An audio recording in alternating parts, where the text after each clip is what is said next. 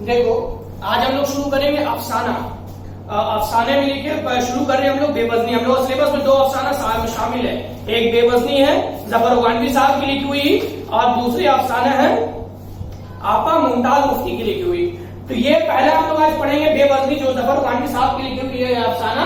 तो सबसे पहले जफर उगानवी साहब के बारे में हम लोग मालूमात हासिल कर लेते हैं कि ये कौन थे, इनकी हालात जिंदगी, जिससे शॉर्ट क्वेश्चन जो तुम्हारे एग्जाम में एमसीक्यू और तुम्हारा छोटा छोटा क्वेश्चन जो आएगा वो कवर अप करेगा। सबसे पहले देखिए जफर उगानवी साहब की पैदाइश कब हुई थी? 1 जनवरी 1936 ईस्वी में सरोज रियासत भोपाल में हुई है। असल नाम सैयद मोइनुद्दीन, वालिद का नाम मौलाना सैयद फसीह अहमद, मदरसा इस्लामिया शमशुल हुदा पटना से 1952 ईस्वी में फौकानिया का तालीमात इम्तिहान सेकंड डिवीजन से हासिल किया। ये इसका ये जो तालीमात है हम बता देते हैं, ये तुम्हारे जाकर के मदरसों में होती है। फौकानिया, मौलवी, आलिम, फाजिल, कामिल, फिर मुफ्ती, इस तरह की तालीमात होती है मदरसों में होती है। तो 1952 ईस्वी में फौकानिया का तालीमात हासिल किया। इस मदरसे से मौलवी बने 1954 में, आलिम बने 1956 में, फाजिल बने 1959 में और कामिल बने 1960 ईस्वी में पास किया। सिर्फ इनकी जिंदगी में सिर्फ दीनी तालीमात नहीं की, इन्होंने दुनियावी तालीमात को भी हासिल किया। 1957 ईस्वी में स्कूल फाइनल के इम्तिहान पास किया। स्कूल फाइनल मतलब उस वक्त तो क्लास 10 तक का स्कूल चलता था, इसलिए क्लास 10 तक का पास किया। 1961 ईस्वी में पटना यूनिवर्सिटी से उर्दू में बीए ऑनर्स किया 1961 ईस्वी में। उसके बाद 1963 ईस्वी में पटना यूनिवर्सिटी से एमए किया। 1963 में करने के बाद 1967 ईस्वी में पटना यूनिवर्सिटी से पीएचडी की डिग्री हासिल की। याद रखिएगा पहले जो बीए का एग्जाम होता था वो 4 साल के होता था। तुम्हारे यहाँ तो उसमें हायर सेकेंडरी भी इंक्लूडेड होता था। कॉलेज जो होता था उसमें हायर सेकेंडरी क्या 2 साल हायर सेकेंडरी कॉलेज, 3 साल ग्रेजुएशन के 5 साल होता है। पहले ऐसा नहीं था, 4 साल जिसमें हायर सेकेंडरी और कॉलेज इंक्लूड करके उसको ग्रेजुएशन का डिग्री कहा जाता था। 1967 ईस्वी में पटना यूनिवर्सिटी से तुम्हारा पीएचडी की डिग्री हासिल की। मुकाला इनका है सफीर बलबिरानी हयातु व कारनामे। 1959 ईस्वी में कलकत्ता यूनिवर्सिटी के शोबा उर्दू में लेक्चरर मुकर्रर हुए। वफात 21 जून 1996 ईस्वी में कलकत्ता में हुई। गोबरा कब्रिस्तान में इनका तदफीन हुआ है। अफसाना का जो पहले किया था कि इनके टोटल 11 अफसाने यहाँ लिख दिए। इनके कुल 11 अफसाने का मजमुआ है, जिसमें पहला मजमुआ को बीच का वर्ग जो 1977 ईस्वी में शाये हुआ है। 1984 ईस्वी में मगरबी बंगाल उर्दू एकेडमी ने इनकी अपनी खिदमात की सिले में इन्हें अब्दुल रज़ाक मली आबादी अवार्ड से सरफराज किया था। और जफर उगानवी के 2 मशहूर अफसाने का नाम है हादसा और रेस के घोड़े। ये जितना हम इंफॉर्मेशन दिए इससे एक क्वेश्चन बाहर से आने वाला नहीं है, पूरा कवर किया है। अब हम लोग शुरू कर रहे हैं जफर उगानवी साहब की लिखी हुई अफसाना जो हम लोग का सिलेबस में है, वो है बेवजनी। पढ़ते हैं। मैं इसे कब्रिस्तान या जो ये अफसाना जो है वो अपनी जिंदगी और अपने अहलिया की जिंदगी के बारे में बयान किया है कि उनकी जिंदगी किस तरह से गुजरी है और गुजरने के बाद उनकी हालात कैसे थी, उनके साथ मामलात कैसे थे। ये तमाम चीजों को इन्होंने अफसाने के जरिए कलमबंद करने की कोशिश की है। मैं इसे गोबरा कब्रिस्तान, गोबरा की गहराई में लटका कर जब अपने अजीजों और रिश्तेदारों के साथ गोबरा कब्रिस्तान से लौट रहा था तो मुझे पहली बार महसूस हुआ था कि हम दोनों ने जिंदगी की वस्तुओं को बहुत ही सही ढंग से समेटा था। यहाँ पर देखो, मैं यानी कि जफर उगानवी साहब और इसे मतलब अपनी बीवी को गोबरा कब्रिस्तान में जब दफना करके जब अपने अजीजों के साथ लौट रहे थे तो रास्ते में इनको ख्याल आया कि उनकी बीवी और उनके दरमियान कितना अच्छा तालमेल था, कितनी अच्छी जिंदगी गुजरी थी, सही ढंग से समेटा था और एक मुकम्मल और भरपूर जिंदगी जीने के बावजूद वो मुझसे ऐसे बिछड़ी थी जैसे ये तो होना ही था और एक तयशुदा प्रोग्राम के तहत होना था। तो ये तमाम इतनी खुशहाल जिंदगी होने के बावजूद जो है वो ऐसे बिछड़ के चली गई, यानी कि वो मर गई और इतना दूर चली गई जैसे ये तो तय किया हुआ मामला था, एक न एक दिन तो हर किसी को मरना ही है। इसी बात को यहाँ पर वो जाहिर करने की कोशिश की है। लेकिन मैं अपने बेटे हामिद को किस तरह यकीन दिलाता कि इसकी माँ जिस सफर पर निकल चुकी है, इसकी तैयारियां तो इसने बहुत पहले ही कर ली थी। अब चूंकि उनका एक लड़का भी है हामिद, वो अपने बेटे हामिद चूंकि माँ के मरने के गम में जो है हामिद जो है वो बहुत अपसेट हो गया था, तो वो अपने माँ के इस गम में मुब्तला ही था कि वो जफर उगानवी साहब बोल रहे हैं कि मैं अपने बेटे हामिद को किस तरह से इस बात की यकीन दिलाता कि इसकी माँ जिस सफर पे गई, यानी कि जिस सफर पे वो जा चुकी है, मर चुकी है, दोबारा वहां से रिटर्न होना मुमकिन नहीं है। अब बचा ही क्या है? इसको करने के लिए माँ की आरजुओं का दायरा कितना छोटा हुआ करता है। बेटा पढ़कर बड़ी सी नौकरी पर लग जाए, या बाप की तिजारत को कुछ और फैला ले, फिर एक चांद सी बहू हो और पोते पोतिया की कलकारियां। यही तो माँ की आरजू है। माँ की आरजू होती क्या है? एक बेटा जो है ना पढ़ लिख करके बड़ा हो जाए, या तो बाप का बिजनेस संभाल ले, नहीं तो फिर जो है कोई अच्छा सा नौकरी पकड़ ले, शादी हो जाए, एक बहू आ जाए, पोता पोती हो जाए, बस वो खुश हो जाती है। ये सारा कुछ बिल्कुल उसी तरह हुआ जिस तरह उसने चाहा था। अब चूंकि ऐसा उसकी ख्वाहिशात थी और बिल्कुल ऐसे ही उसके जिंदगी में ये मामला पेश आए, मगर जब रात आई तो सारे अजीजों अरकाब एक थकन के साथ, एहसास के साथ मुझसे जुदा होकर शहर में अपने अपने घरों को लौट गए। जाते जाते उन्होंने मुझसे मेरे बेटे बहू और पोते पोतियों से हमदर्दी का इजहार भी किया था शायद, और मैं अपनी मुस्कुराहट के साथ इनके जज्बात का शुक्रिया अदा करके इनको रुखसत करता रहा। यहाँ पर देखो रिश्तेदार और अजीजोकार क्या करते, जब तुम्हारे घर में किसी की मौत होता है वो तुम्हारे पास आएंगे, तुम्हारे हमदर्दी का इजहार करेंगे। अगर दफनाने के बाद भी तुम्हारे पास आते हैं जो रिश्तेदार होते हैं, थोड़ा हमदर्दी का इजहार करते हैं, लेकिन आखिरकार फिर क्या अपने अपने घर को लौट जाते हैं। अब फिर जैसी रोजमर्रा की जिंदगी गुजरती है वो गुजरने लगती है, क्योंकि ये तो दुनिया का मामला है, हर किसी को मरना है, इसमें ज्यादा नहीं परेशान होकर के कोई फायदा नहीं है। हाँ भाई, अगर एक तय होता है कि भाई तुम्हारे घर में मौत हुई है, मुझे नहीं मरना है, तब तो फिर कोई प्रॉब्लम नहीं है भाई, हम तुम्हारे लिए जो है ना 2-3 महीना या 1 साल जो है ना गम में तुम्हारे लिए हम बैठ जाएंगे। लेकिन मेरे साथ ये मामला होने वाला है, तो ये इसके लिए बहुत ज्यादा परेशान होना या बहुत ज्यादा तूफान खड़ा कर देना, इससे कोई हल नहीं है इसका। एक एक करके जब सब चले गए तो हामिद ने मुझे बताया कि वो अपने बच्चों के साथ आज रात मेरे साथ यहीं गुजारेगा। वो सोच रहा होगा कि कम से कम आज की रात तो डैडी को तनहा नहीं छोड़ना चाहिए। क्योंकि जब सब लोग चले गए, हामिद, उसकी बीवी और उसका बच्चा ये वहीं पर मौजूद था।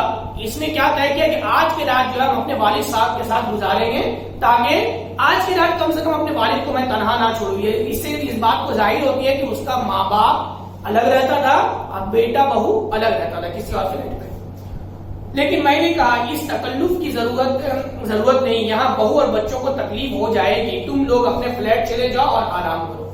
जब हामिद ये तय किया तब जो है जफर गानवी साहब क्या बोले कि इस तकलीफ उठाने की जरूरत नहीं, तुम एक काम करो, अपने बीवी बच्चों के साथ अपने घर चले जाओ। मेरे इसरार पर इतना ही हुआ कि बहू बच्चों को लेकर चली गई, मगर हामिद मेरे पास ही रह गया। इतना ज्यादा जब ये रिक्वेस्ट किए तो इसके वालिद के, इसकी बहू जो है वो बच्चों को लेकर के चली गई, लेकिन हामिद जो उसका बेटा था वो वहीं रुक गया। मैंने भी सोचा कि यहाँ रहकर वो अपनी माँ को ज्यादा से ज्यादा महसूस करना चाहता हो। शायद वो ये सोचे कि शायद जो है उसकी माँ मर गई है, यहाँ पर रह करके अपनी माँ के ख्याल में कुछ खोना चाहता होगा, इसलिए वो रह गया यहाँ पर। कोई बात नहीं, रहने दो। नौकर ने खाना लगा दिया था, ना मैं खाने के मूड में था और ना हामिद। मैं तो बस आंखें बंद करके इन रास्तों और मरहलों को देखना शुरू चाहता था जो मैंने पिछले 35 साल में इसके साथ गुजारे थे। अब चूंकि बीवी की वफात हो गई है, होने के बाद ये बहुत ज्यादा जफर गानवी साहब गमगीन हो गए। गमगीन होने के बाद ये क्या कह रहे हैं कि जब खाना लग गया, नौकर ने खाना लगा दिया ना हामिद, अब जाहिर बात है भाई बीवी मर जाए तो कौन नहीं हस्बैंड जो है ना खाना खागा बैठ करके। इतना तो एटलीस्ट पहला दिन जिस वक्त मर करके जाएगा, अभी दफन करके आएगा, रात का खाना तो एटलीस्ट नहीं खाएगा, भले दूसरा दिन से खाना शुरू कर दे, क्योंकि जिंदगी का मामला पेट किसी का सुनने वाला नहीं है, मगर एटलीस्ट उस वक्त तो नहीं खाएगा। तो ये साल इनके साथ भी हुआ है, तो वो लोग नहीं खाए। और ये जफर गानवी साहब जो है वो जिंदगी के उस पल को याद करना शुरू कर दिए, वो 35 साल जो अपनी बीवी के साथ वो गुजारे थे। मैंने देखा हामिद बगल के पलंग पर कपड़े तब्दील करके लेट चुका है, नौकर ने बल्ब ऑफ कर दिए थे। मेरे कमरे में हमेशा 2 पलंग हुआ करते थे, एक पर मैं सोया करता था और दूसरा खाली पड़ा रहता था। कभी कभार कोई अजीज आ जाता तो इस पर सो जाता, और ना इसकी सफेद चादर पर कभी शिकन ना पड़ती।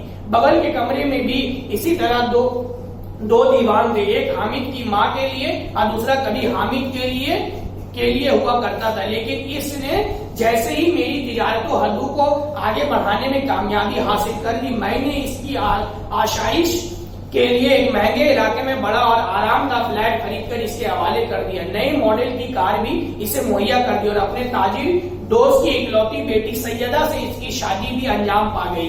इन सारे प्रोग्राम में वो कितना कम थी और मैं कितना ज्यादा था, कभी मैंने सोचा ही ना था। इसलिए कि अब तक हम एक साथ एक ही अंदाज में सोचते आए थे शायद। यहाँ पर देखो जफर गॉनवी साहब जिंदगी के उन मामलात को जो है ना जाहिर करने की कोशिश की है कि मेरा रूम में जो है ना एक 2 पलंग रहता था। एक पलंग किसी मेहमान के लिए, एक पलंग में हम सो जाते थे। दूसरे पलंग में हामिद की माँ, दूसरे रूम में हामिद की माँ का पलंग था, एक हामिद के लिए पलंग हुआ करता था। लेकिन जब हामिद जो है अपने बाप के कारोबार को संभालने के बाद जब कारोबार तरक्की हो गई, तब जो है जफर गॉनवी साहब जो है हामिद को एक महंगे इलाके में फ्लैट खरीद करके गिफ्ट कर दिया और अपने दोस्त के बेटी सैयदा के साथ, इकलौती बेटी सैयदा के साथ उसकी शादी कर दी और उसके बाद वो उस फ्लैट में शिफ्ट हो गए। तो ये तमाम मामलात में जफर गॉनवी साहब बहुत ही ज्यादा आगे रहा करते थे और उनकी बीवी अहलिया पीछे कम रहा करती थी। क्यों? ऐसा इस तरह का कभी मामला हुआ ही नहीं था। मतलब कि जो जफर गॉनवी साहब सोच रहे वही उनकी बीवी सोच रही, या जो उसकी बीवी सोच रही वही जफर गॉनवी साहब सोच रहे। ऐसी मोहब्बत और तालमेल इन दोनों के बीच में मौजूद थी। हम एक दूसरे को कुछ यूं महसूस करते थे, रात का खाना टेबल पर लगा हुआ है, हम आमने सामने कुर्सियों में बैठे हैं, इसने मेरी प्लेट में खाना लगा दिया, खुद लिया, फिर हम दोनों ने एक दूसरे को देखकर अपने अपने नवाले उठाए, मगर इसने अपना हाथ रोक लिया, इसे कुछ याद आ गया। इस तरह से अपने जिंदगी के एक हालात को जफर गॉनवी साहब बयान कर रहे हैं कि एक दफा ऐसा हुआ कि टेबल पे खाना लगा हुआ था, मेरी बीवी सामने थी, हम उसके आमने सामने बैठे हुए थे, खाना टेबल पर था, जैसी एक नवाला उठाया खाने के लिए, उसकी बीवी को कुछ याद आया। ऐसा है कि हामिद, बस इतना बोली है, अभी बोलनी जा रही, ऐसा है कि हामिद, अब देखो जफर गॉनवी साहब, मैंने इशारे से इसको खामोश किया और अपना लुकमा निगलने के बाद फौरन बोल पड़ा। इशारे से बोला ऐसे रुकने के लिए, उसके बाद लुकमा चूंकि मुंह में ले चुके थे, निगलने के बाद बोले, तुम कहना चाह रही हो कि हामिद के लिए खूबसूरत सा फ्लैट खरीद दिया जाए? अभी वो बोली नहीं है पूरे मामला को, अभी इतना ही बोली है, ऐसा है कि हामिद, बस अब ये पूरा सेंटेंस को ये मुकम्मल कर दिए। अब देखो जब वो उनकी बीवी जवाब देगी, बिल्कुल सही, मैं यही कहना चाहती थी, बिल्कुल सही बात है। किसी और मौका पर जब मैंने इस तरह बात शुरू की थी, हमारी कार बहुत पुरानी हो चुकी है, इसने मुझे बोलने ही नहीं दिया था। इस दूसरे किसी एक मौका पर एक बात बोली कि हमारी कार जो है ना वो बहुत पुरानी है, उसका वो बोलने नहीं। हामिद के लिए नई कार्डिलक्स मॉडल खरीद लीजिए और इसकी सालगिरह पर प्रेजेंट कर दीजिए। अब ये जैसे ये बात बोले थे तो फौरन बोले कि हामिद के लिए कार जो है ना डिलक्स मॉडल खरीद लीजिए और उसकी सालगिरह जब आएगा ना उसको गिफ्ट कर दीजिएगा। कभी कभी मुझे लगता कि हम दोनों में इस हद तक हम आएंगे का होना कहीं मवाफिकुल फिक्री अमल तो नहीं। कभी कभी तो ऐसा मालूम होता था कि हम दोनों जो है इतना मतलब के जो भी बोल रहे हैं, जो हम बोलना चाह रहे ये बोल दे रही, जो ये बोलना चाह रही हम बोल दे रही, मतलब कि एक दूसरे का बात को इस तरह से समझ जा रहे, कहीं ये अल्लाह का बनाया हुआ ऐसा कुछ कुदरती तौर पे तो नहीं है। कभी कभी लगता हम दोनों का दिमाग कंप्यूटर बन चुका है। कभी महसूस होता है कि कोई गड़बड़ जरूर है, वरना 35 साल की रफाकत में कभी तो मुझसे इसको कोई शिकायत होती। अभी जो है कि हम लोग को कभी लगता था कि हम लोग का दिमाग कहीं कंप्यूटर तो नहीं है। क्यों? क्योंकि 35 साल की जिंदगी गुजर गई है। 35 साल की जिंदगी गुजरने के बाद इनका जो सोच मेरे में आ जा रहा है, मेरा जो सोच इनके में चले आ रहा है। कहीं इस इतना मामला होने के बाद, मतलब इतनी सारी जिंदगी गुजरने के बावजूद भी जो है मेरी अहलिया को, मेरी बीवी को मुझसे कोई तरह का शिकायत तो नहीं है। इसको नहीं तो मुझे ही इससे किसी भी मसले पर इख्तिलाफ हुआ होता। और ये भी बता रहे अगर मेरी बीवी को नहीं है तो शायद मुझे इख्तिलाफ हो गया होता किसी भी मसले पर। मैंने अपने दिमाग पर बहुत जोर डाला, अब बहुत जोर डाल रहे दिमाग पर, कोई भी लम्हा मुझे ऐसा याद नहीं आ सका जब इसकी वजह से मुझे या मेरी वजह से इसको कभी कोई परेशानी हुई हो। ऐसा कोई भी लम्हा इनको याद नहीं आया कि जिसकी वजह से जफर गॉनवी साहब की वजह से उनकी बीवी या उनकी बीवी की वजह से जफर गॉनवी साहब के जिंदगी में किसी तरह का परेशानी आया हो। लेकिन एक बार एक दिलचस्प सूरत हाल इस वक्त जरूर पैदा हो गई थी जब हम हामिद की शादी की तैयारियां पर नजरसानी कर रहे थे। 5वें दिन बारात की तारीख थी, दावती कार्ड तकसीम किए जा चुके थे। हामिद के फ्लैट को इंटीरियर डेकोरेटर मुकम्मल तौर पर सजा चुका था। दूसरे सूबों से दूर और करीब के रिश्तेदार अहबाब आना शुरू हो चुके थे। सबों के एक मशहूर होटल में कमरे बुक थे। हामिद का शाहाना लिबास तकरीबन तैयार हो चुका था। बहू के लिए जेवर और बनारसी साड़ियां खरीदी जा चुकी थी। इन्हीं तैयारियों के हुजूम में एक रोज इसने मुझे अपनी साड़ी और मेरा सूट निकाल कर दिखाते हुए मुझसे कहा।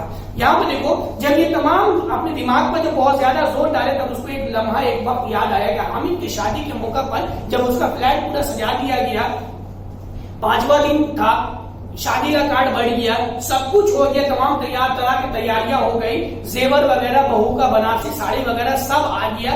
इन तमाम बात होने के बाद जो है ना, एक रोज उसकी बीवी एक अपनी साड़ी निकाल कर, इनका सूट निकाल करके बोलती है, जरा इनको गौर से देखिए। तो सूट निकाल करके बोली, जरा इनको गौर से देखिए। तो मैंने देखा, मुझे कुछ भी समझ में नहीं आया, इसके चेहरे पर मुस्कुराहट थी। मैंने इससे पूछा, अब देखो, इस वक्त जब उसका बीवी बोली है कि जरा इसको देखिए, तो वो मुस्कुरा करके बोली है, ये उस चीज को समझ नहीं पाया, आखिर क्या है इसमें, तुम क्या कहना चाहती हो। मैंने फिर देखा, उलट पलट कर देखा, मेरी समझ में कुछ नहीं आया। मैंने इसके चेहरे पर नजर डाली, वो बदसतूर मुस्कुरा रही थी।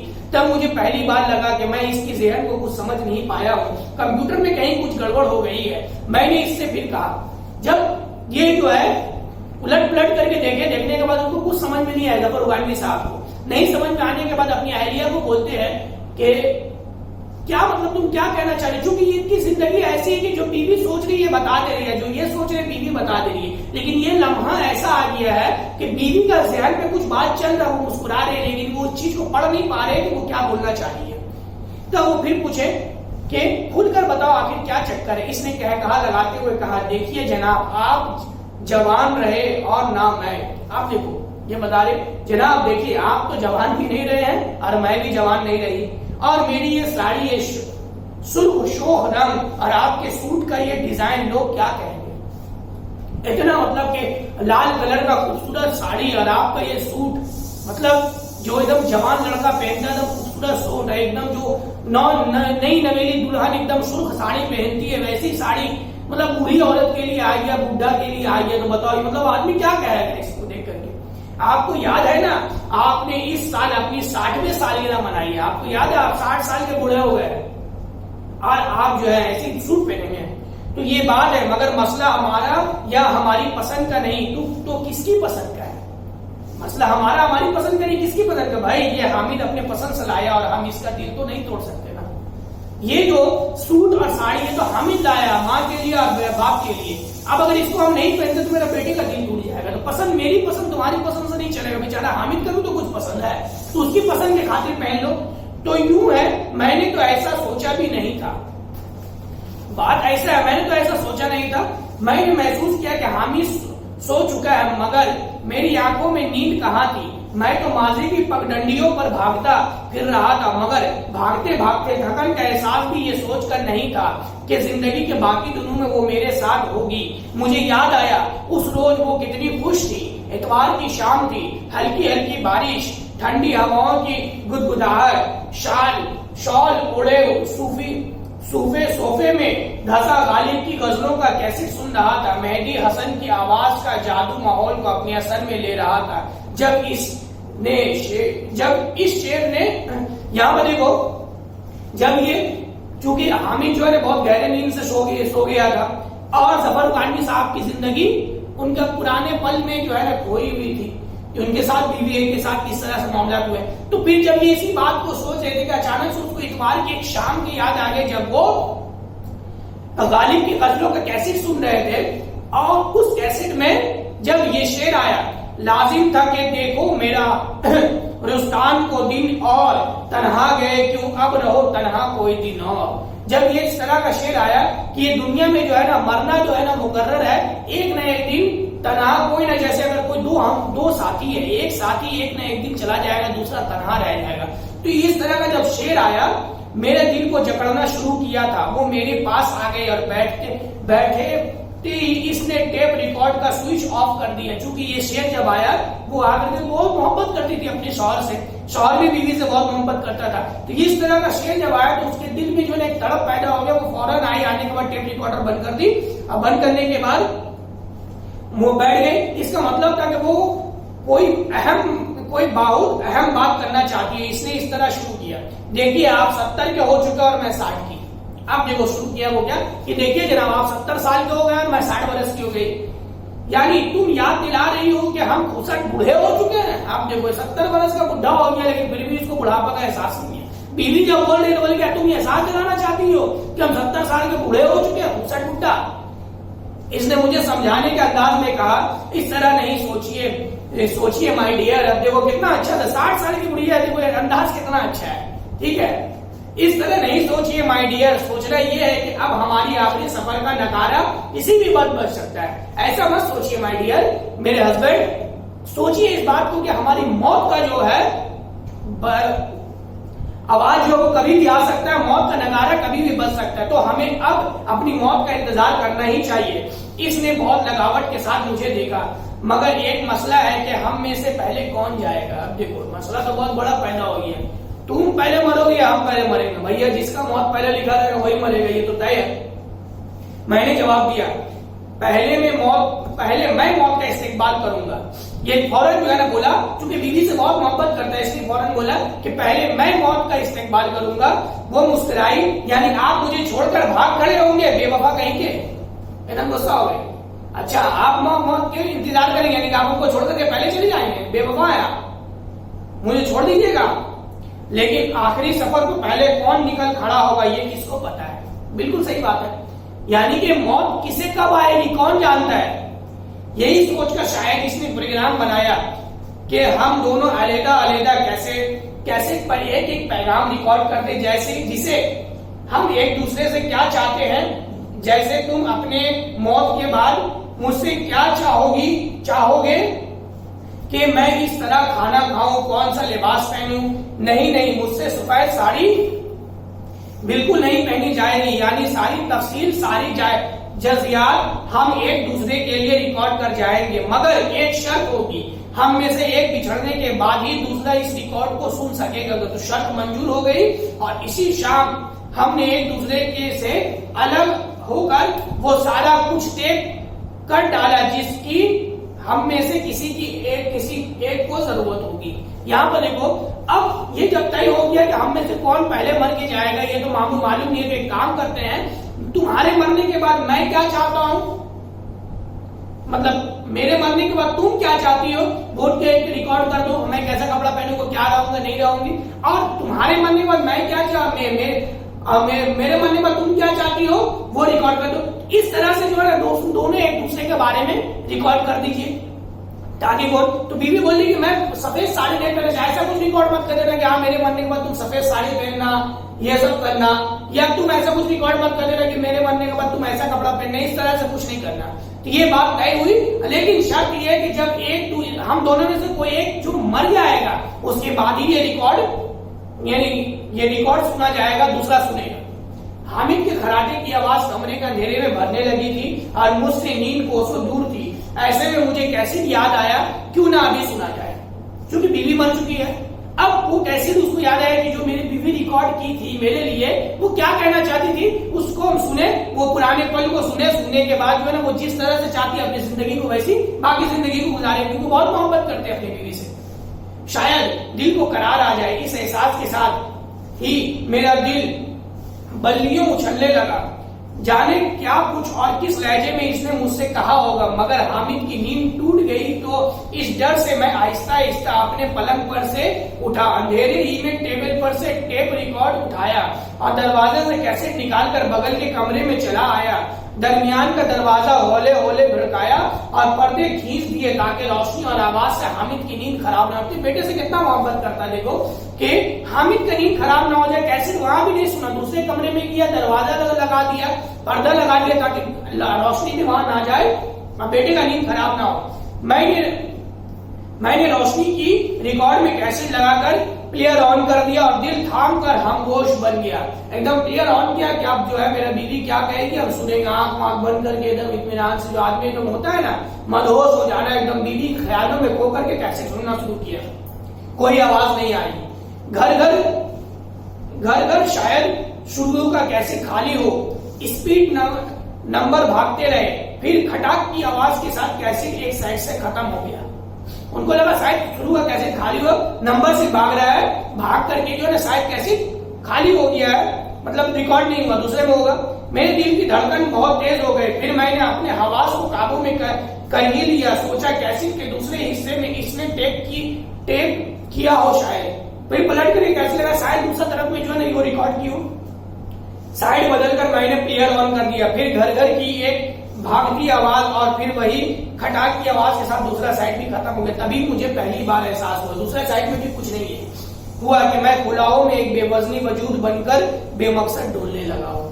यहाँ पर जो है जिंदगी के मामलात को, एक हस्बैंड और वाइफ का मामलात का इतना खुशहाल जिंदगी होने के बावजूद भी कि बीवी की हर बात को वो पढ़ लेते थे, इसकी हर बात को उसकी अहलिया बोल देती थी। इन तमाम मामला होने के बावजूद जो है बीवी मरने के बाद कैसेट में वो चीज को रिकॉर्ड नहीं करके इस बात की जो है ना, इस बात को कायम कर दिया कि हस्बैंड और वाइफ के बीच में जो है ना थोड़ा स्पेस होना चाहिए, एक स्पेस होना चाहिए, यानी कि उनकी बीवी क्या चाह रही है और उसका हस्बैंड क्या चाह रहा है। ये स्पेस यानी उनका बीवी का भी अपनी जाती जिंदगी होगा, उनकी जाती ख्वाहिशात होगी, उनके जाती कुछ मामलात होंगे, वो अपने जाती मामलात को हस्बैंड के साथ शेयर ना करना चाहती हो, या फिर उसका हस्बैंड का भी कुछ जाती मामलात होगा जो उसके अहलिया के साथ शेयर ना करना चाहता हो। तो ये थोड़ा सा स्पेस होना चाहिए ताकि जो है वो अपने दुनिया में भी खुश रह सके और हस्बैंड के साथ भी खुश रह सके, हस्बैंड भी अपनी दुनिया में खुश रह सके और बीवी के साथ। तो ये जो उनकी बीवी कैसे रिकॉर्ड नहीं करके इस बात की दलील दे दी कि तुम्हारे और मेरे बीच में एक स्पेस कायम होना चाहिए। वो स्पेस जो जिंदगी में मेरे साथ तो नहीं हुआ, 35 साल 40 साल का जिंदगी में तो मेरे साथ नहीं हुआ, आज मैं वो स्पेस को कायम करती हूँ। इस कैसेट में कुछ नहीं रिकॉर्ड करके मैं तुम्हें इस बात का एहसास दिला देती हूँ कि मेरे और तुम्हारे बीच में एक स्पेस था, वो स्पेस तुमने मुझे दुनिया में कायम करने नहीं दिया, मैं रिकॉर्ड नहीं करके वो स्पेस को अब कायम कर रही हूँ ताकि तुम अब से जो है ना अपनी जिंदगी अपनी मर्जी से जी सको, और मैं जो है ना अपनी मर्जी से अपने उस मुकाम की तरफ चली गई हूँ जहां से वापसी का कोई गुंजाइश नहीं है। ये थी बेवजनी जफर रुकानी साहब की लिखी हुई अफसाना, इसको उतार लीजिएगा, ये खत्म हो गया।